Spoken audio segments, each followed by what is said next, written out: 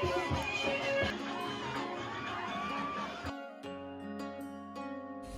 everyone, welcome back to my YouTube channel. এই আমার Koko মাইনা, এই আমার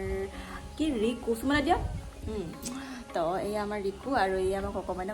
খেলি আছে আৰু আপোনালোকক বহুত দিন ভিডিঅ' মানে দিয়া নাই লং ব্লগ শৰ্ট ব্লগ দি আছোঁ শৰ্ট ব্লগ মানে দিবলৈ অকণমান ইজিও হয় আৰু লং ব্লগ দিয়া নাছিলে বহুত টাইমো লাগে আপলোড হওঁতেও টাইম লাগে আপোনাৰ এডিটিং কৰোঁতেও টাইম লাগে আৰু একেখিনিয়ে হয় ৰাতিপুৱা উঠাৰ পৰা একদম ৰাতি হোৱালৈকে মানে ভাত বনোৱা শাক বনোৱা সেইবোৰ হৈ থাকে আৰু কোনো আনকমন হোৱা নাছিলে আৰু লগতে গাও বেয়া আছিলে আৰু এইটো মানে অপাৰেশ্যন হৈ গ'ল সেইটো কাৰণে মই গা চা ৰেষ্টত আছিলে সেইটো কাৰণে লং ব্লগ দিয়া নাছিলোঁ কিন্তু আজি এটা ভিডিঅ' দিব লৈছোঁ ভিডিঅ'টো বহুত বেছি আনকমন আৰু আনকমন মানে কি কাৰণে আনকমন আপোনালোকে চাব অকণমান নহয় বহুত বেছি আনকমন হয় ভিডিঅ'টো আৰু কেনেকুৱা পালে জনাব ভিডিঅ'টো চাই ভিডিঅ'টো চাব বুলি আশা কৰিলোঁ আৰু আহক ভিডিঅ'টো ষ্টাৰ্ট কৰোঁ এইফালে আমাৰ ৰাতিপুৱাই মানে 3 দিনেই হৈছে এয়া ফাৰ্ষ্ট ডে দিনাখন মানে ৰাতিপুৱাই এইবিলাক কাম কৰিছে বেৰ সাজিছে মানে যিহেতু গা ধুৱাব লাগিব তো গাঁৱৰ সকলোৱে মিলি মানে বেৰ সাজিছে আমাৰ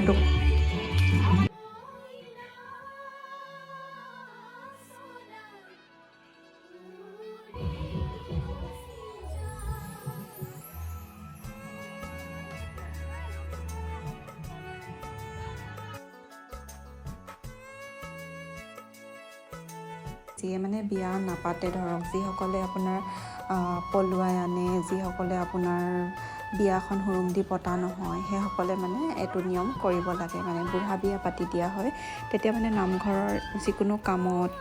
ধৰক নিজৰ ল'ৰা ছোৱালী হুৰুম দিব পাৰে হুৰুম দি বিয়া পাতিব পাৰে সেনেকৈ আৰু তো এতিয়া সকলোৱে লাগি আছে এইবিলাক অকণমান ভাল লাগিবৰ কাৰণে বেলুন দুটামান লগাই দিয়া হৈছে এইফালে তাৰ পাছত এইফালে সকলো দৰাখিনি এফালে বহাইছে এইয়া কইনাখিনি বহিছে আৰু এইবিলাক কিবা নিয়ম কৰি ল'ব যিহেতু আজি মানে ৰাতিকে গাঠিয়ন শুনা বুলি কয় গাঠিয়ন শুনাবৰ কাৰণে কি বুলি কয় আগ লৈ লয় নেকি আগ লৈ লৈছে এনেকৈ দৰাখিনিক এখিনিয়ে লৈছে আৰু এফালে কইনাখিনিক এখিনিয়ে আগ লৈছে তো এনেকৈ আগ লৈ লোৱাৰ পাছত মানে আপোনাৰ পানী আনিব যাব আৰু এনেকৈ কিছুমানে চাগে নিয়মবোৰ মানে এখন বিয়াত যেনেদৰে পাতে সকলো নিয়মবোৰ চব একেই খালি ইয়াত এতিয়া যোৰা অলপ বেছি হৈছে ইভাগে ছিংগলকৈ পাতে আৰু এতিয়া ইয়াত মানে 11 যোৰা 10 যোৰা বেছিকৈ মানে পতা হৈছে একেলগে মানে সকলোকে নিয়মটো কৰি ধুনীয়াকৈ পাতি দিয়া হৈছে দেউতা আৰু এয়া আমাৰ ওচৰৰ বৰ্তা এজন এনেকৈ গা ধুৱাইছে যিহেতু দুজনকৈ কৰিব লাগে নহয় যিমানটো পাৰে আৰু এইফালে গোবৰ পানী ঢালি দিছে অলপ ধেমালি কৰিলে তাৰপিছতে মানে যিহেতু 11 যোৱা হৈছে সেইকাৰণে ছিংগলকৈ গা ধুওঁতে বহুত টাইম লাগিব সেইকাৰণে মাইকী মানুহবোৰেতো নিজেই ধুই লৈছে যিমানে পাৰিছে তো নিয়মটো কৰি আছে সেনেকৈ এইফালে গাঠিয়ন খুন্দিছে মতা মানুহখিনি খুন্দিলে তাৰপিছতে মাইকী মানুহখিনিয়ে গাঠিয়ন খুন্দিব আৰু আপোনালোকৰ নিয়মবোৰ কেনেকুৱা জনাবচোন আমাৰ ফালে এনেকৈ বিয়া পতা হয় আৰু এইফালে অলপ ধেমালি কৰিছে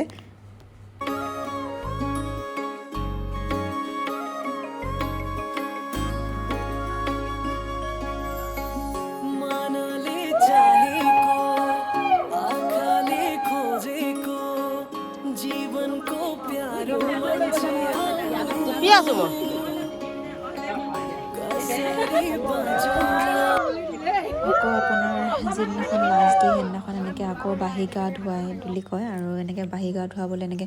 ফাৰ্ষ্ট টাইম এনেকৈ পিণ্ড উতোৱাবোৰ আহে মানে শুচি কৰিবৰ কাৰণে পিণ্ড উতোৱাই তো এনেদৰে আহিছে এতিয়া নৈ ঘাটৰ ফালে আৰু শুচি কৰি ল'ব এইবোৰ হৈ যোৱাৰ পাছত সকলোৱে গাঁৱৰ মিলি এনেকৈ নামঘৰত প্ৰসাদ জলপান নাম এইবিলাক কৰি লৈছে আৰু ধুনীয়াকৈ সকলোৱে কাৰ্যবোৰ হৈ গৈ আছে আৰু ধুনীয়াকৈ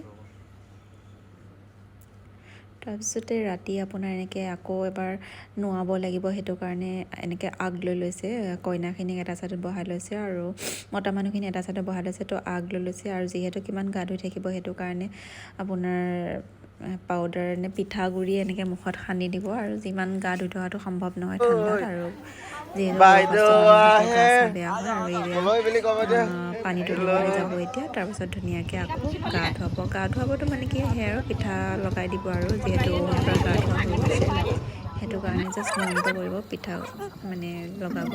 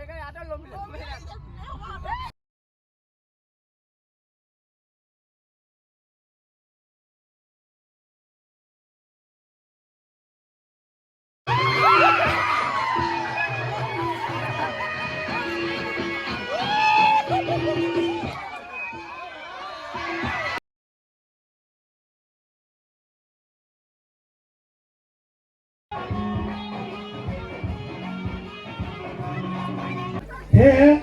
আমাৰ দেউক এটা আশীৰ্বাদ দিবলৈ অনুৰোধ জনালোঁ। কৃষ্ণ কৃষ্ণ কৃষ্ণ।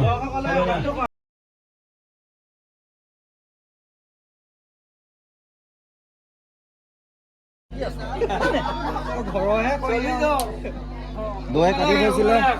পিছ পিছ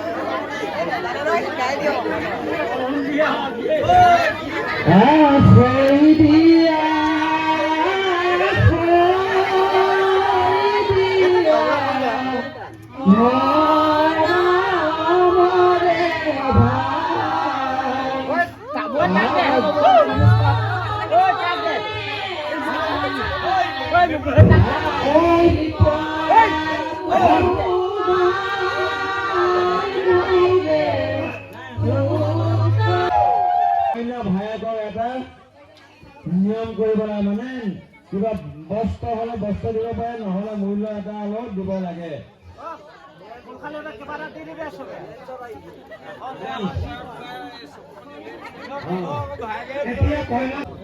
ভাইকে আমাৰ এই দুই কেনেকুৱা লাগিছে?